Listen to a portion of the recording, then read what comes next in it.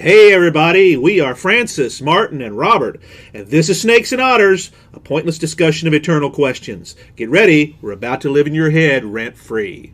Welcome back to Snakes and Otters. This is episode 40.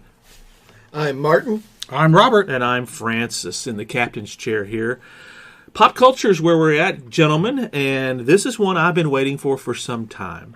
Yes, we know. You're all like, oh, I swear. Sorry. We're going to talk the wisdom of Jean Luc Picard. Yes, yes, another Star Trek episode. Thank you very much. Sorry. But this one is especially topical right now because, and don't we wish CBS All Access was paying us, but Picard, the new series, is just launched. Only a couple of episodes have aired. Just one so far as of when we are here. And Robert and I have watched the first episode. I mean, 5 episodes in by the time this records is, Well, that's a... So we're not going to talk about those episodes, which we obviously have seen. Anyway, spoilers, right? No, we're just simply going to say it's darn good. How's that? I did enjoy that episode. I did enjoy the one I've seen. That's right, yes. So, it's a particularly topical time to talk pop culture about the character Jean Luc Picard across, 7 seasons of Next Generation? 7 seasons of Next Generation, that's right. Plus 4 movies. 4 films. And what else? And now the new series. Which we, most of which, when we started talking about the idea of doing this, it kind of fell to me, as the resident Star Trek episode guy, to pull together some ideas. And I've got like 2 pages worth of options here of great Picard quotes. One of the great things about Jean-Luc Picard is the morality of the man, the wisdom of the man, the leadership and the sheer principle that he always operates on. He is the best of what Starfleet has to offer. That's what you want to focus this episode on, is not the series, not the actions of the character. Not at all.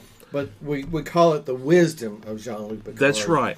And these are we've got quite a few quotes we can pull from. We've each selected our favorites, but they're quotes that may not always be the most memorable or the ones that require a context. There's the one episode, The Chain of Command, where Picard is tortured, and it ends with him saying there are 4 lights. If you've seen the movie, if you've seen the episode, that's a powerful moment in the series. That's not what we're talking about, though, because that requires you having seen the episode, and it only makes sense within context of the episode. These quotations we've given are universals. These are the things that address those eternal questions that we think the writers, in the mouth of Jean-Luc Picard and through the performance of Sir Patrick Stewart, of course, really speak to why this character has captured our imaginations, why he has sustained himself for so long. And I think it's the backstory of all this that enables this new series to be, I believe, so very successful, is because it deals with that. It's going to make that part and parcel of what it is. Picard is best when he is shown being that barometer of what's good in life. What's best. Interesting. What qualities about us deserve to be stood for. Well, I think it's to be reaffirmed. Yeah, something you brought up that, these characters that we love in everything are a synthesis, I guess is the right word, of a lot of stuff. Yes. Not just the performance of the actor, but also the writer. And we do want to give some credit to, and I think we'll need to mention every writer. We've got it. Yeah, absolutely. It's very important to give that credit to these writers. They're kind of forgotten to a large degree. Some of them are. By the regular fan of any show, any series that makes an impact, whether it's Game of Thrones or Big Bang Theory or anything. Sometimes they are, sometimes they're not. Ron D. Moore deserves a lot of credit for the later episodes, the really good ones. And some of the quotations we've got here were written by him. Mm-hmm. And he's somebody, especially if you know Battlestar Galactica, which he's done after that. He's also done Outlander, the series currently. He's an amazing creative force in Hollywood television. And he deserves a lot of credit for making Next Generation so good as it eventually became, because he was showrunner by the time it was over with.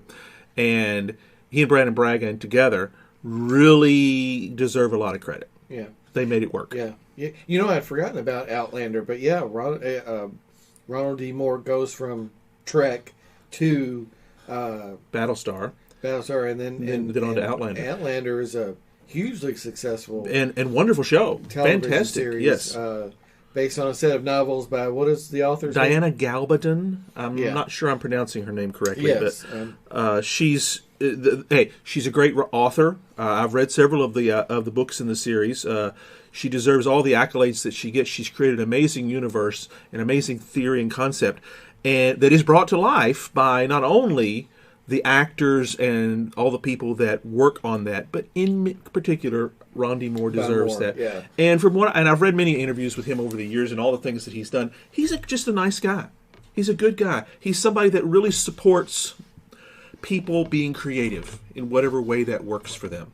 He's given lots of advice in doing what he does over the years, and it's phenomenal to listen to him. He really is. That's another episode, though. Well, that's terrific. All right. I was starting pull out all my nice things to say about Ron Moore there for a second. I thought we were doing his episode. Yeah, well, maybe we will. I mean, I like Ron Moore a whole lot. And he's one of those great creative forces that does some good stuff. But we're talking about somebody he gave breath to. The words that go into the performance of Patrick Stewart, which we do not want to minimize his contribution to this. Because one of the reasons that we listen to these great words is because they are delivered by him through the character, but also through the performance of Sir Patrick, which is, that's part of it, too. It's a very compelling performance. These things are not in opposition to each other. They are all part of the big package. Yeah. But sometimes when he says it so well, we listen, and that's one of these. What's what these quotations we're gonna pull from you all for you all tonight. Well, why don't you start with one of yours then? Oh, I get to go first. That's right. I'm the captain. Well, you're the captain, so you have to go first. I have to go first. Captain's prerogative. Very much so. That's another quotation, but we're not going to go there for that one here. I'm actually going to pull one from the first season, which most people go, "Ugh, really? First season Star Trek Next Generation?" It's better than the second season. Well, yeah, it's just like all the seasons. There are some episodes that shine brightly and others that stink. This episode was kind of closer to the stink side, in my opinion. It's not quite as bad. It's from the first season, Justice, number 7. Oh yes, that was a stinker. See, I knew you'd say that. Yes, it's the one. It's ham-fisted. It's very ham-fisted. It's the one where Wesley Crusher ends up falling into a bed of flowers and is sentenced to death on this alien planet. And there is an alien ship, entity, whatever, that orbits it that is very powerful, and it leads to some issues that we have to have. And just to set this up, at the very end, Picard decides, well, the Prime Directive is nice and wonderful, but I'm not going to let them execute this boy. I do not believe what he has done warrants what's happening here. And so we're going to break the Prime Directive because it's the right thing to do. Now, I'm kind of condensing things a little bit, but that's ultimately where we get to. And they're about to leave this planet, and the transporter won't work. They think it's the alien entity that's interfering. And Picard, and while they're all down there, Picard addresses the audience, but also this entity, on the nature of justice. And that's where the quotation comes in for. When this entity somehow prohibits them from leaving, he says, "I speak now to any alien entity who may be listening. There can be no justice so long as laws are absolute. Life itself is an exercise in exceptions." And I thought when I heard that, the chills ran down my spine. I said, that's why I love Jean Luc Picard. That's one of those amazing moments that states it so clearly that justice cannot be absolute. And if it is, it's not justice, it's something else. And that's what we do in life. There's justice that is justice of the state. Right. That's what that is. Exactly right. But there's justice that is human. Right. And that is where mercy tempers justice. Yeah, mercy, yeah. We talk a lot about things that have two sides to them. The same coin. Strength and honor is that justice and mercy are the same thing. Yes, you cannot separate them. You must not separate them. There has to be if that you same do, coin. neither one is it. Well, neither one exists. Neither one. Well, no, neither one is just, because justice, and from a very legal standpoint, yes, the law is this. You break the law, the consequence is this. That is a form of justice. It is not a moral justice all the time. That's what he's railing against. Yeah. Because it is a despotism of a type. Absolutism is what he calls it, and that's exactly right. A punishment that does not fit a crime. A punishment for what really is no crime at all in this particular case, but yes. And it also presupposes the fact that everyone deserves their day in a fair in court. They even say in the episode that ignorance of the law is no excuse, which is ridiculous. Right. Well, that's the person who is on the right side of the law. Mm-hmm. That's what they say. That's the person with the power too. Yes. Yeah. So basically, this quote here, this is one that all the people that talk about decriminalization of marijuana should be all up into. Oh, do tell. So no, you're right. Yes. Yeah, I mean that should be, excessive sentences for small amounts of possession is the same as Wesley falling into flowers and getting a death penalty. Punishment should match the severity of the crime. What does it actually hurt? So that's why in a fair justice system, the transgression you commit should be met with a commensurate punishment. Absolutely. And that is the feeling today in the decriminalization crowd, is that basically some people are getting substantial jail time for possession of small amounts of marijuana. Well, okay, we'll take Patrick Stewart's face and put it on a sign and start marching with this quote. It's you can make a valid argument for that, especially in relationship to other crimes that are being committed. Yes. It is very easy to fill up the jails with those low-level crimes because they're the easier ones to catch and prosecute. Yeah. Pardon me. So, you could make an argument just from a procedural standpoint that it is not a good idea to prosecute heavily those kinds of crimes because you should be spending more time on the more serious crimes. There's all kinds of different ways you could argue that based on this principle. Yet, when this is probably delving more into a political thing than we ought to, but when Rudy Giuliani was having success as mayor of New York, it was because he enforced the small things. Fare beating. People jumping turnstiles on the subway. Malcolm Gladwell wrote a book called Outliers. Mm-hmm. Yes, I've heard of that book.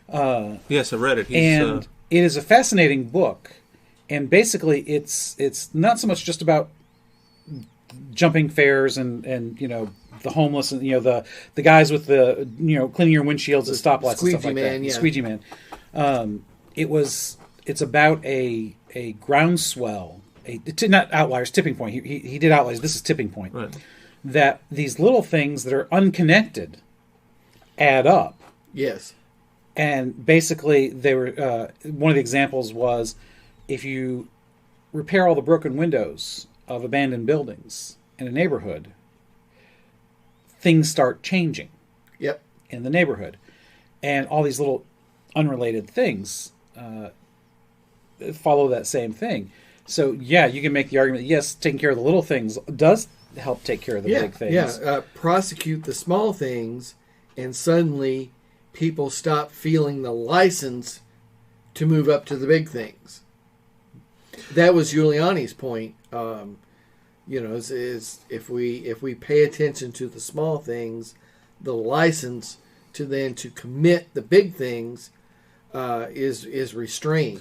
Yeah, but that's not what you were talking about here. When you're talking about punishment fitting the crime, prosecuting something with fairness for the commensurate level that it goes. Once you he's saying this is a counterpoint to that. That's right, because once you decide I'm going to make an example of this person, you have just dehumanized them, and you have and justice and fairness no longer exist because they are not a person.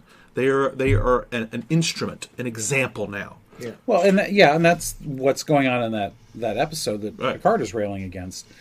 Again, that goes back to the episode may be called Justice, but no one has the same definition of justice. That's right. Yeah, it's a loaded word like fairness. Right. That's right. It often has connotations that are inserted within it. Right. To fit the nature of whatever somebody wants to say. What is legally just is not necessarily morally just. Right. And that's the distinction. Yeah. It is legal for me to somehow, God willing, one day, gather obscene amounts of money towards myself and build a fence to keep the poor relatives out. But is it morally just to hoard that money and not use it to ease the suffering of my fellow man? So, ultimately, true justice has to have those two things meeting: legal justice and moral justice. Yes, because justice goes back to rights and responsibilities. Yes, it does. It's amazing how we can come back to those same themes. Yeah, we've circled right back to strength and honor and protecting those who can't protect themselves, and all of those types of ideas. And as laws that were enshrined in Rome started out trying to do that, protecting those who needed protection. Mm-hmm. And that, to me, is the essence of true justice. Yes, that's exactly it. So I think Jean Luc Picard would agree with you on that. Yeah. So Roddenberry and then the writers of this episode, Ralph Willis and Worley Thorne, are right squarely in the tradition of Rome. Sure, absolutely. Well, I think the best tradition of what most Americans would recognize as something that is not purely American or even distinctly American, but something that is a principle that Americans should all be for. I think it's not necessarily unique. It's like I said, it's not uniquely American, but I think it is very much in the American DNA. Mm-hmm. Yeah, we recognize it as a truth. Yeah, punishment should fit the crime. It's very much it's in the Constitution. It's an American idea. Very much so. And everyone deserves a fair trial. Yeah. I think you're very right. That is wired into the DNA. Mm-hmm. Mm-hmm. Well, that's already pretty philosophical and interesting just on the first one we even talked about. That's right. Well, thank you. I wanted to get a good one to go out at the beginning. Robert, what do you got? Yeah, Robert. So I'll go next. Okay. Yeah. Wow. The first one that I had... actually, both of these really tie well into that whole discussion. Cool. I don't know that I want to do mine because now it's going to seem like it's piggybacking, but maybe that's a good thing. So just in the order that I chose them, my... first quote is from an episode called The Schizoid Man, Season 2, and it's written by Tracy Torme. Tracy Torme did quite a few episops. Early episodes, first and second seasons. Yeah. Because the name is easily recognizable to me. He's the son of Mel Torme, well, yes, the singer. That too. Yeah. But this one, it goes right along with the justice quote. And this is, no being, or as we would say, no man, is so important that he can usurp the rights of another. In other words, I'm not any better than you are. I don't get special treatment just because of how good I think I am, or how much better than you I think I am. That is, again, something that is very much an American ideal. Again, not that others can't have it, but it's also one that we get from Rome. A few weeks ago, we talked about the legacy of Rome. That's the legacy of Rome when it comes to the rights of a citizen. Yeah, the same privilege idea. can never trump rights. It shouldn't. It's not supposed to. Yeah, not. that's yes. right. It must not. Yes. Although it. Well, the very idea is in 4 words over the Supreme Court: equal justice under law. Right. It's the same idea. Mm-hmm. Yes, and properly understood, it's all the same. This really is all the same thing. Yes. The quote about laws cannot be absolute really is the same thing, because equal justice under the law sounds like, well, isn't that an absolute? No, it's not, because there are exceptions. Because you may have the right to something, but if I may have a greater right, because you may have the right to one thing that impinges my right to life. That's right. Therefore, your right cannot usurp my own. Yep. You're not so important. Just because the president or member of Congress needs something, and the only way that can be done is to kill me, doesn't mean that I have to die. That's right. They can't have my last kidney just because they're important or powerful. That's right. And law is supposed to ensure that is exactly the way things are done. Yes. Because that is all laws, even those that are the thou shalt nots, laws against murder, theft, whatever. That's what they are. They're saying you have to leave them alone. Mm-hmm. You cannot do as you would against them. It's not right. It's not moral. Otherwise, the strong would always prey upon the weak. Yes. They try it anyway. Yes. I mean, that always happens. But that's the point of laws, is to try and prevent that. Laws cannot prevent things from happening. But what the purpose, I think, of law is to create the societal norms that make it unthinkable. Yeah. That's very well put, sir. Yeah. I like that. Equality is one of those words, like fairness, that is very loaded. Mm-hmm. But, like you say, the key concept is that there's value to each human person. Yes. Especially before the law. Yes. Mm-hmm. Especially before the law. Yes. We can't look at your contributions to society and say that you are more valuable than this person, because that's not how we measure. Well, that would be Kodos the Executioner if we were to go Star Trek on this. We are at Star Trek. That's right. Different generation. Exactly. Some are valuable and will be permitted to live, and others must die. It is a fact of life that some contribute more positively to a society than others. Sure. But we cannot quantify human beings in that way. Yeah. And that's what this quote is about. Is if you're saying that one person is more important than another, that's what you're doing. A person has value irrespective of their level of production. The inherent dignity of the human person. Ding, ding, ding. And ties right to one of your favorite things, Gospel of Matthew. Yes. Sure. Sheep and the goats. The sheep and the goats. Yes. That what you do to the least of these is you're doing to me. Yes. Mm-hmm. It is... I think you can say that law really is about that, because law... When we talk about laws that are just, not just about, you can only drive so fast here, or you have to come to a complete stop, not a rolling stop, whatever. Yeah. It's really about the relationships, how we interact with one another. Well, and there's concepts in law about how to distinguish between these things. Malum prohibitum versus malum in se. Things that are injurious in and of themselves versus things that we have just decided are wrong. Running that red light at 3 a.m. after you've looked and no one's coming, that's a malum prohibitum. You're not really hurting anyone. But you ought not to do it. You ought not to do it because you could be wrong. You could be wrong. Yeah, I mean, you don't want to make it a habit. You're right. You've looked and you're maybe what if that guy forgot to turn on his lights? Yeah, you forgot to. You missed it, and it's not a good idea. Whereas murder is always wrong. Yeah, it's injurious to someone in and of itself. The word itself contains the intention and the understanding as well as the grave matter. Yep. Yes.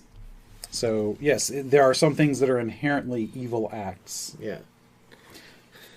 Well, I think I need to go in a different direction with my... Okay, fine. Bring it on. Yeah, I hope you're going to lighten it up, because, man, we got deep there. With Jean Luc Picard, it's hard not to be... Yeah. you know, the ones that we've kind of working on here, we didn't really pick any funny ones. Well, there's one or two, but we didn't select those as our options. I mean, you picked the list that we are choosing from, right? So exactly. If there are no funny ones, that's you. That's right. Yeah. Well, there's one, but none of us picked it. Yeah. True. Well, I did use the quote earlier, "Captain's prerogative." That was actually used in a very humorous situation. That's exactly right. Yes. No, the one that always has jumped for me is "From Measure of a Man," written by Melinda Snodgrass.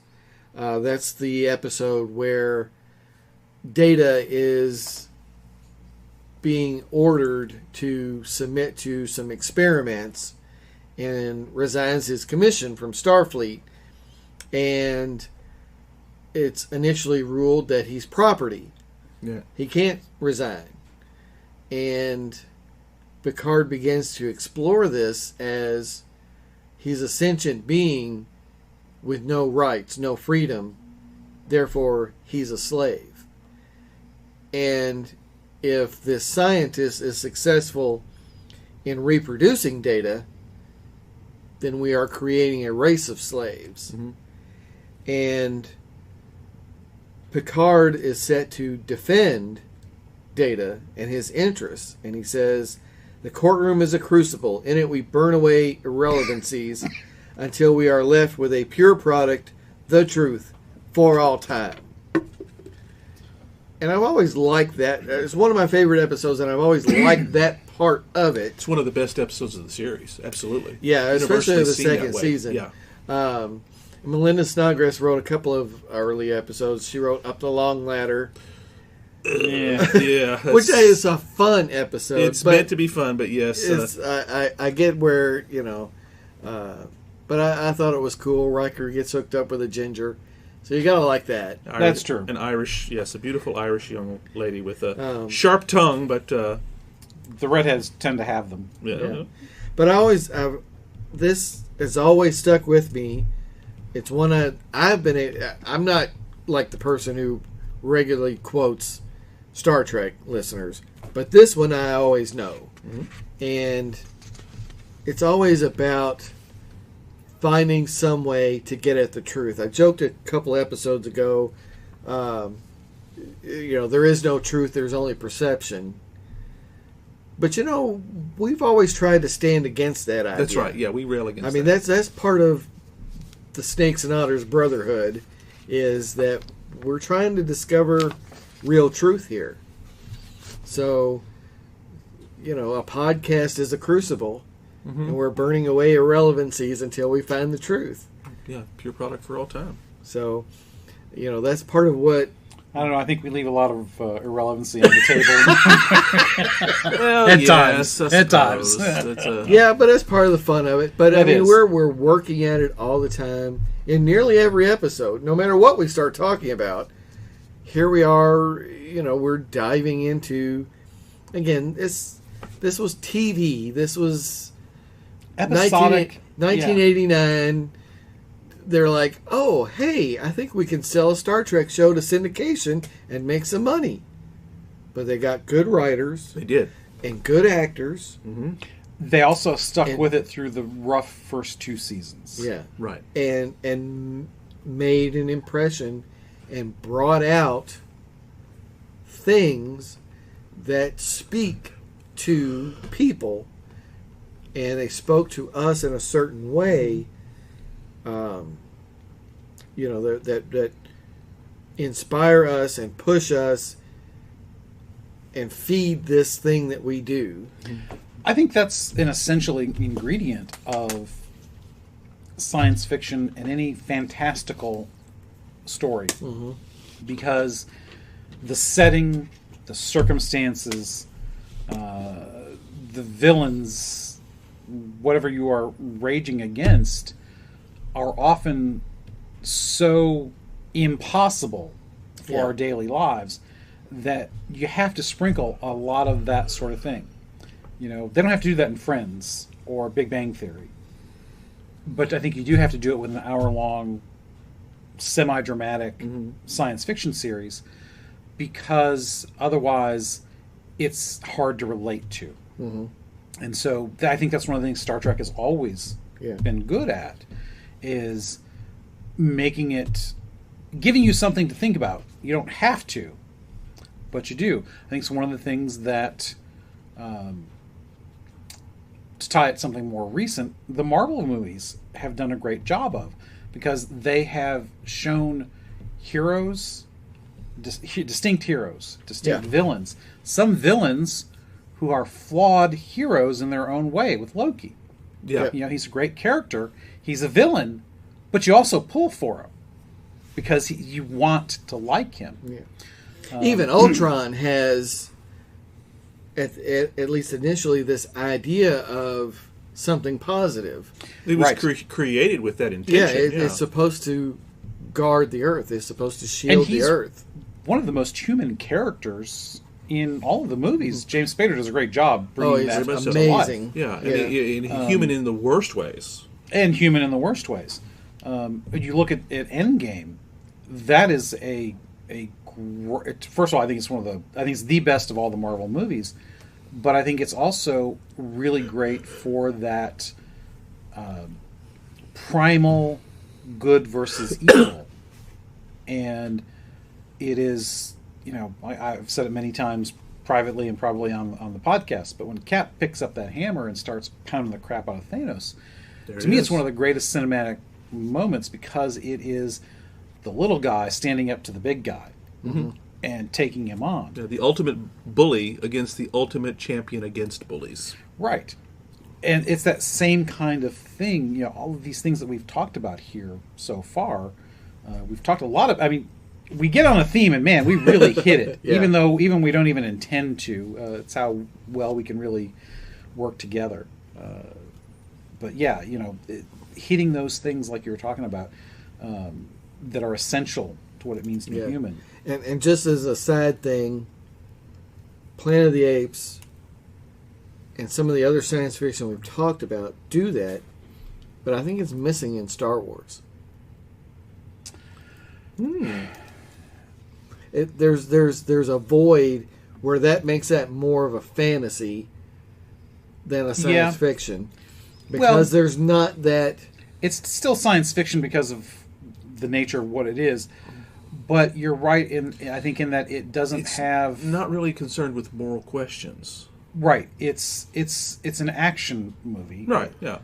Although sometimes there's not all that much action, but it just depends on the movie. Yeah. But it's not dealing with the eternal questions. But to be fair, the only reason any of the Star Trek movies do that is because they're just super long episodes. Yeah, the series established that being part and parcel for what you do in Star Trek, right? And they just continue that. But the best science fiction does that.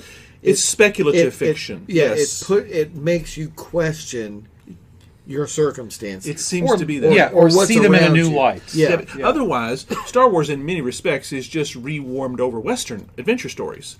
Steven Spielberg often said that Star Wars, the first one, is kind of a marriage between The Hidden Fortress, the Japanese movie, and The Searchers, from which was John Ford, with John Wayne and Christopher. I almost said Christopher Pike, Jeffrey Hunter, who played Christopher Pike. Spielberg considered that the greatest movie of all time. Period. Mm-hmm. And Star Wars was heavily reliant on it because they're both action oriented. Right. I would say that most of the time you're going to see very few movies, whether they are based on television series or not, science fiction or not, are not going to touch on these things. Mm-hmm. Yeah. Unless that is the intent from the beginning. The reason the Marvel movies do it is because it is a series. If you look at any one individual movie, especially like in the beginning when they're establishing things, there's probably less of that. Mm-hmm. But when you look at the overall arc of things, you've got time and space to do it. Literally. Yes, I know. I thought you liked that. Yes. You've got a much broader canvas to paint your philosophy on, and maybe they may not even be trying to do that, but I think you get to good that. Writers get to do that. And you bring up a good point too, because when you say Star Trek kind of does that, maybe you've kind of nailed why the new reboot of Star Trek in the theater with J.J. Abrams, to me, falls flat, because it's missing a lot of that moral core. I think it doesn't have it to the extent. Sort of fizzled out, yeah. I do not think it has it to the extent that the other iterations of Star Trek do. I mean, we always love Star Trek as an action yes, must have that, but... these are absolutely action movies. Yeah, these are action not movies without any... This is not the motion picture. Or The Wrath of Khan, either, though. Well, which had... Sort of it was, because literally, it was. They tried, yes. But it didn't... It was just a little too... heavy-handed, ham-fisted. Not that. I think it was just tried a little too hard to recapture the earlier movie with this new version of it. Yeah, just try to drum up the same emotion we've already had once. But even though the characters are theoretically the same, the actors are not, so they're not really. Yeah. It's harder to care about the death of James T. Kirk in this because, one, we've already seen this. We know this is not going to be permanent. Mm-hmm. And this Kirk we've only seen once before. Right. And it is just not the same. Right. It's not, even though you say it is, it's not. It's not. Yeah. Well, anyways, we really got way off the track there. Yeah, well, that's quite the rabbit hole. Francis, go back to your second one, man. Oh, yeah. I mean, there were so many we could have chosen, but this is one of the episodes that put an emotional hook in me. And this is before I had children, mind you, because this was the year before we got married when it came out.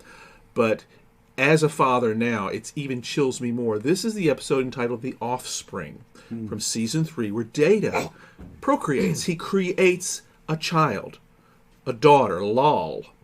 And it has got to be some of the most heart-wrenching episodes that they ever did. Brent Spiner pulls it off so well, but Jean Luc Picard figures into this very, very tightly because Data creates an android of himself with the positronic brain drawn from him, which is, as we're hearing in the new Picard series, actually, and throughout the old Next Generation, has never been done and apparently can't be done. And the fact that he's actually done it is a groundbreaking moment. And Starfleet, in the person of Admiral Haftel, who comes aboard, basically says, no, we're going to take this new android back to Starfleet.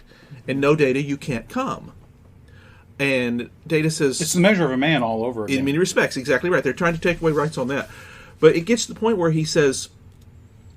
where it reaches the fever pitch, and Haftel basically says, we're going to do this. We don't really care what you have to say. And Picard tells Data, no, hold your ground.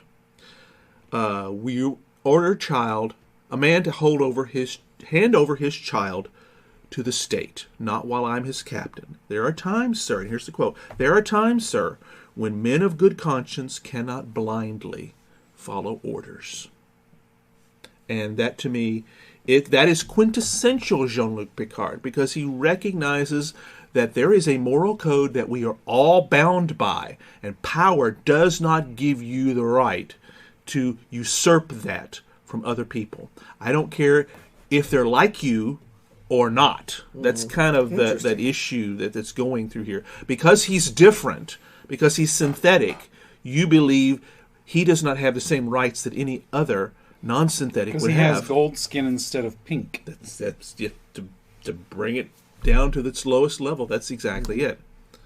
Of course, one half of his face is white, and the other side is black. And yours is the other way around. That's right, yes. We're revisiting old territory. This was done far better, of course, than that one was. Yes. This actually... Oh, it's heart-wrenching. Because that part is actually a corollary to the story, which is the loss of a child. It is. You don't know that until the end, because you don't really know where it's going to go. And that's a tribute to the screenwriter on that. That's Renee Echevarria, who did so many of those great episodes around that time. You don't really know that you're going to actually get to see him, a man who has no emotions, mind you. Yeah. Theoretically. Lose his child right then and there, who thanks him for her life as she dies in his arms. I'm sorry, but you cannot be unmoved. You cannot help but be moved by that moment. Especially if you're a parent. Yes. There's a great bit earlier in that episode between Picard and Data. And Picard, it's one of the funniest things you'll see because of Data's response. Because Data is so very childlike in himself. And a straight man. And he's the perfect straight man. And Picard is in the captain's office with Data, and he's like, Data, why? I wish you would have come to me to talk to me about this. And Data's response, Captain, I've not noticed any of the other crew coming to you before they decide whether or not to have children. Yeah. And Picard is like, I don't know what to say to that. Because checkmate. He got you. Yeah. He got you. Beats my pair of jacks. Yeah. And that right there is a great. It's Picard trying to, because Picard knows where this is going to go, because he obviously because he's read the script, but also because his character's smart enough to realize we just went through this last year with you. Mm-hmm. You don't think this is going to be a problem just a year later? I mean, in a way, this is Data not thinking through the consequences. We may have set a legal precedent, but that does not mean there are not forces allied against us. Most of the time, a single precedent is not enough. That's right. Yeah, the Emancipation Proclamation only worked in certain places. Right. So basically where they couldn't enforce it. Yeah. Mm-hmm. Yeah. Just where it was militarily advantageous to the Union is the only place they could enforce it. So, but it also shows Picard missed the point. The very point that he made in that previous episode. For him to say that to Data, he, of course, when Data says that back to him, he gets it immediately. He says, he puts his hand between his head and his hands, and he recognizes, you're right, Data. I should know better. Yeah, that's the Picard we know. It's the sort of thing that, because again, he's not a father, and he's looking at it from the commanding officer. He's looking at it as like, I do not want to. Do you know how much paperwork is going to be involved in this? Yeah. That's kind of the mindset where he's looking at this, and he's looking at the bureaucratic hassles. Yeah. But at the end, when she's real, that's right. She's chosen a gender. That's right. Which is how very prescient. When the android that he has created, because at first it's a genderless android. Right. That does not look a human at all. Other than being bipedal. And the fact that, why did you not create something taller than 5 feet? But all right, whatever. And so the android chooses a young female as the what it's going to present as, which is interesting about android. You can literally choose your gender, but different thing. Species too. Yes, because it was even species choice. That's correct. Almost chose a Klingon. Yes. And an Andorian. That's right, yes. The only time we really got to see a good representation. I don't think we ever saw another Andorian on Next Generation, did we? Not that I can recall. Yeah. I'll have to think about that. Not it's really till Enterprise that we get to see it well done. Yeah. But anyways. Rabbit hole. Yes. Until she's truly real and she's got a personality, this doesn't come home to him. That's right. That's part of the lesson to be taken from this. Mm-hmm. You shouldn't have to wait for something for you to be able to familiarize yourself. No, not even familiarize. So that just means you know a little bit more about her. You shouldn't have to be able to identify with the person that we're talking about. You shouldn't be able to say, "Oh, they're like me." This goes beyond skin color, right. As the example you used before, because we all share a very distinctly pasty white skin color because we don't get outside very much. The sun's the enemy. Sun is the enemy. Mm-hmm. Yes, you're way too Northern European, as you like to say. Yeah. But we're still different, but we still we're enough alike to where we recognize that in each other. Until Lal, which meant beloved. Beloved, that's correct. That's the name that Data gives her. Until Lal looks human and looks like a real person, she's not for Picard. Right. And so his growth through this episode is kind of telling as well. Mm-hmm. And that's why it's fitting. It's nice because in a way, this is not terribly heavy-handed, but that underlying message is weaved through this episode very well. That's right. When it's done, when it's written well, that's when they nail it. And this is one of the greatest episodes of the series. It's a Bugs Bunny episode. It's working on multiple levels. That's exactly right. Right. Well, it weaves a narrative about life. Mm-hmm. And relationships. Life, the dignity of life. That's right. And like you said, it tacks right onto measure of a man. When you define life, well, what is life? Yeah, they don't make that connection explicit in the episode, but for those of us who have followed it, they're very connected to each other. Oh, yeah. Thematically. Yes.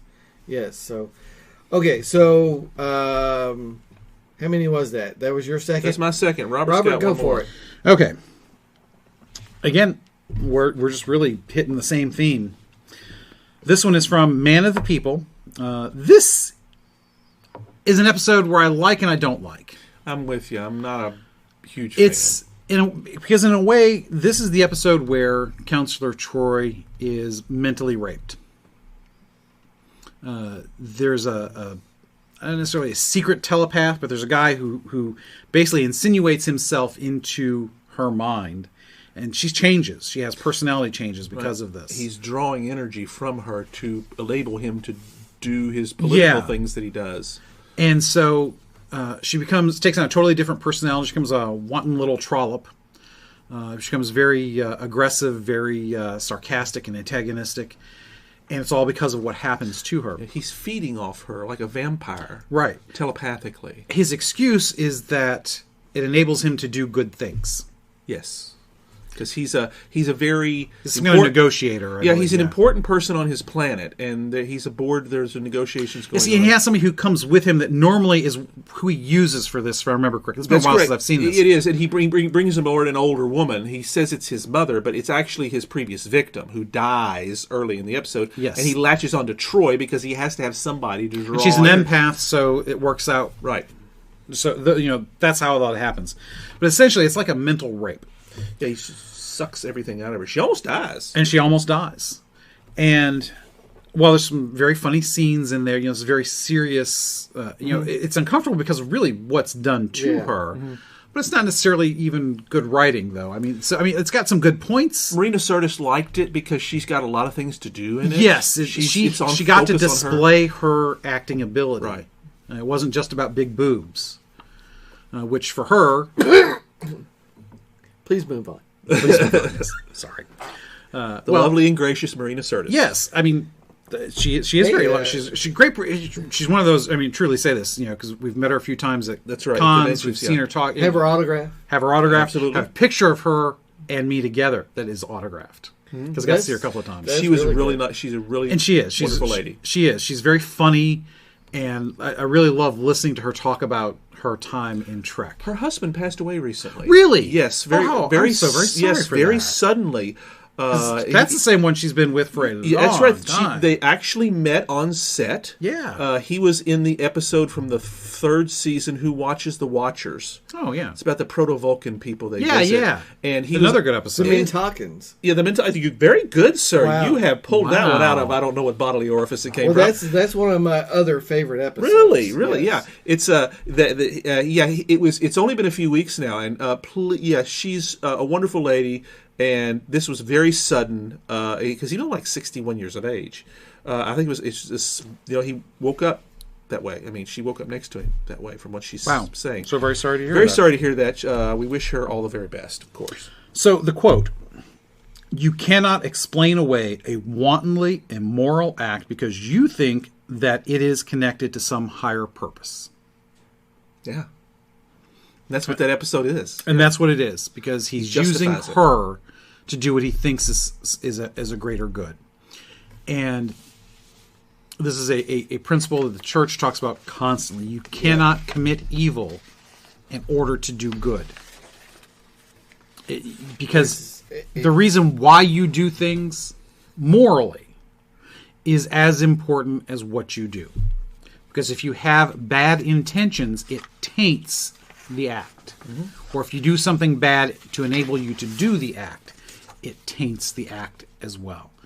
So, an important message that's lost in today's world. Mm-hmm. It is. Because there's a lot of people. A lot of people justifying a lot of things, saying, again, we've talked about the savior complex, and I'm saving the world. You oppose me, therefore you are the devil. Yep. That's the same thing. Yeah, that's exactly the demonization of someone who disagrees with a policy you promote because you feel a policy saves the world, whatever it is. So, and a powerful message for today's world.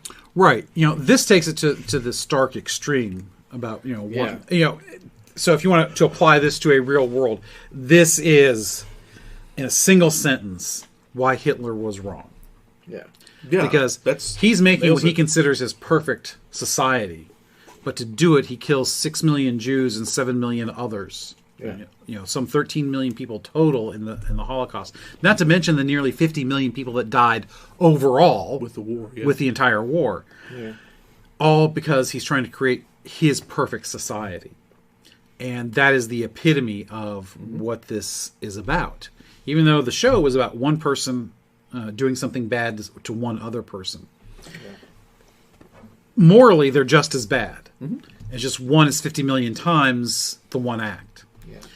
And it doesn't matter how much good, theoretically, can come of whatever it is you're trying to do. Because too often, in the human sphere, what is good is often subjective. Because what is good? What does it mean that something is good? Just that I like it? Yeah. Well, what if I'm a psychopath and I like to slice up bodies while they're still alive? Another loaded word like fairness and equality. Yes. So. Yes. Yeah, there are things that are moral good, but even that, when you try to come up with examples, it's hard to not be subjective. It's very difficult to talk about what is good except in general principles. When we talk about things that are good, we can only say things that uplift. Well, how do you define uplift? Things that are moral. Well, whose morals? Things that are that do good for others, help take care of others. Well, somebody might say, well, if you do that for them, they're never going to learn how to do for themselves. How is that good? So good, while we all say, yes, things are absolutely can be good, we're not all going to agree on what they are. Yeah, the search for... Because that's how evil comes about. Nobody wakes up saying, I'm going to be evil today. You don't. Because everybody's the hero of their own story. That's right. Yeah, every act has to be justified in some way. Villains do not see themselves as villains. Right. They see themselves as simply committed people to a certain issue. Victor Von Doom does not think he is a supervillain. Absolutely not. He thinks he's Lando Mollari did not think he was evil. Well, maybe at the end he did. Because he repented. Yes. But Victor Von Doom thinks he's going to save the world, and he's the only one who can. Yes. And anyone who opposes him must be destroyed. Yes. We're going to do a Victor Von Doom episode one of these days. There's a lot of fruitful stuff there. There's a lot of good stuff. But we're still on Jean Luc Picard today. We are. Yeah. Last one. You get the last leg. I'm going to chew on a little bit more of this good Four Roses bourbon here that I have in the bottom of my glass. Four Roses is some very fine bourbon. Yes. That's good stuff. This one is another one about seeking the truth. It's amazing how we keep coming back to that. And that's... Is there truth, or is there only perception? That's what we're trying to find. Trying to figure this out. This one is from The First Duty. This is kind of the final Wesley Crusher sort of episode. There was one more in the 7th season. Yeah. But this was one of his guest appearances. And one movie. That's right, yeah. He ended the series. Wil Wheaton left the series early in the 4th season, but he came back for 2 guest spots appearance. The second one was it wasn't all that great. He meets the Traveler again, and they go off, and you kind of undo what his arc seemed to have been. But this one was awesome. Yeah, this is a good episode. This is a very good episode when he's at Starfleet Academy. And we talked about this a little bit in show prep. Wil Wheaton took a ton of crap over the Wesley Crusher character, right? Pretty much undeserved. Yeah, he was not responsible for how he was written, or how it was conceived. Yeah, he did the best he could with what he was handed, and he's a fine actor. He always has been. He did very well in many. This one, he really did a good job. Absolutely, with. It was fantastic. This is the episode where he is at the academy, and the accident during the flight display happens. And someone is killed. Yeah, they're covering up about what really happened to the death of a cadet. Because they're doing a forbidden maneuver that's extremely dangerous, and they knew you're not supposed to do it. Colborne Starburst. Yeah, Colborne Starburst. And Picard eventually figures all this out. Right. But he's not going to drop the dime on Wesley. He's going to let Wesley's got to own up to it on his own. And Picard tells him the first duty of every Starfleet officer is to the truth, whether it's scientific truth or historical truth or personal truth. So, yeah, there's perspective, but there's also personal truth. Mm-hmm. There is still truth. There is what you did, what your actions were. So this ties, right to everything we've talked about, right to strength and honor, and what we admire about heroes like Chuck Heston and Tom Moore or Aquinas or anybody like that. This is a Ronald D. Moore and Noreen Shankar episode. The two that we talked about Ron Moore a little bit earlier. This is one of those moments. He should get the last word because he really was that good. Yeah. So that's ties right into everything we talk about, and this was an episode that really made you feel it. Oh, it did, yeah. And it really turned things around in many respects. This is one of those episodes where you don't hate Wesley Crusher. You admire him and you feel for him, which is that's a good story the way it's well written. Picard comes off at his best at this moment because he is both furious and committed to the truth, and he wants his young. He's a little self-righteous, as often when he has the best lines to express himself. Mm-hmm. Now, I'm not saying that he is self-righteous here because this is a very good quote, but often it's the same kind of situation. Well, he you can sense, and this is the genius of Patrick Stewart's performance. You can sense, because of the backstory, he is so disappointed in Wesley. Yes. Because he knows him. He knows him. He knows Wesley's He's in many respects been his greatest influence, one of his greatest influences. Well, he's the father figure. Exactly. Of his best friend's son, who has disappointed him in not living up to the very thing he has tried to teach him for those 4 years they were together. So it brings that home in a powerful moment. And there's a conflict with another version of the truth in this episode, in that the cadet leader of the flight, Locarno, is trying to convince Wesley that the real truth is we're a team. Mm-hmm. You always stick by your team, no matter what. Right. That's Locarno's version of the truth. And Picard has to say to Wesley, no, there's another version of the truth that's higher than that. That's right. And Locarno stays true. He was played by Robert Duncan McNeil, who would go on to play Tom Paris in Voyager. This is one of his early roles. And Locarno gets expelled, and he does not turn in his conspirators. And Wesley at the end feels so terrible, he says he kept his word. He didn't betray the team. That's because I think in this episode, there's several things. I'll let you guys go on because I didn't want to break in, but I'm afraid I've lost some of the points that I wanted to make because there are several things here. So I'll try and work backwards. So when we're talking about here, Locarno's truth versus Wesley's truth versus Picard's truth, this is not truth we're talking about. These are values. That's it. Because well said, sir. For Locarno, the value is I'm loyal to my team. I cannot break that bond, which is a worthwhile value. Mm-hmm.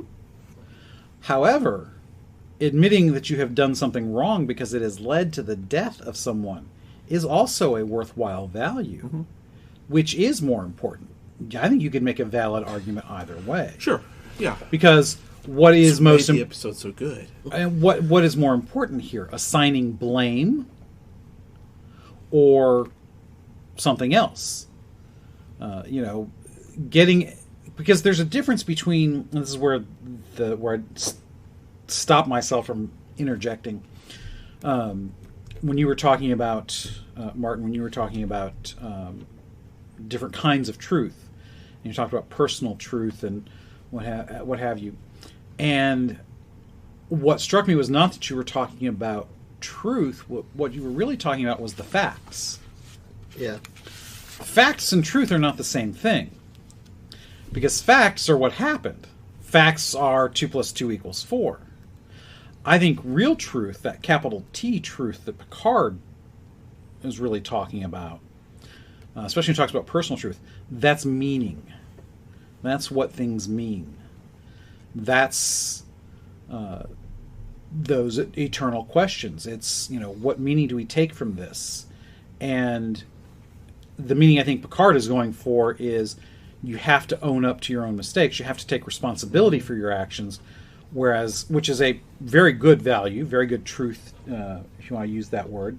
Whereas Locarno's loyalty to the team is also something that has deep meaning. That when you are a member of a team, especially life and death, that is life and death instances. That's an important thing. Mm-hmm. So yeah, I think there's truth, but there's facts. Facts and truth aren't always the same. Some of what he's talking about is facts. Yeah, but that's not always. And facts can be tempered by your perception of them as well. Yes. So because your perception is what gives them meaning. Yeah.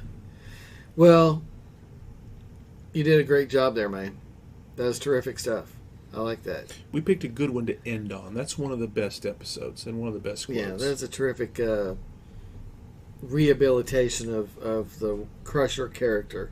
So, it was. Yeah, it really was. So, Francis, what is up for next week? Next week we're going to go back to history. That's in our rotation. First of the month, yep. We finished our Rome series. We've done our 4 episodes. It seems like we've been doing that for a long time, and we have. And I think we yeah, that's right. And we did a good job with it, I think. But we're going to completely shift gears this time. We're going to kind of reach back to the Robert Kennedy episode we did, What If? We don't think we finished a lot of that. And we're going to kind of take it in a slightly different direction. It's not going to be a what if. We're going to talk about that 1972 election that we talked a lot about in that episode, and in the reality that we are in, what really happened, and what was all about that. George McGovern, why he just, just how bad a candidate was he? Yeah. And how did Nixon win a landslide re-election post-Watergate? Yeah. Watergate was being known around this time, and yet the very thing that brought him down is only a short period of time before he is re-elected in landslide. What happened with all that? We're going to explore that in this next episode. It's an election that I'm kind of throwing my hands up and going, I don't get this. That's right, and I think that's a very common understanding. And I think we're gonna tackle that and see if we can make a little sense out of it, as best as we can. Awesome. Sounds good.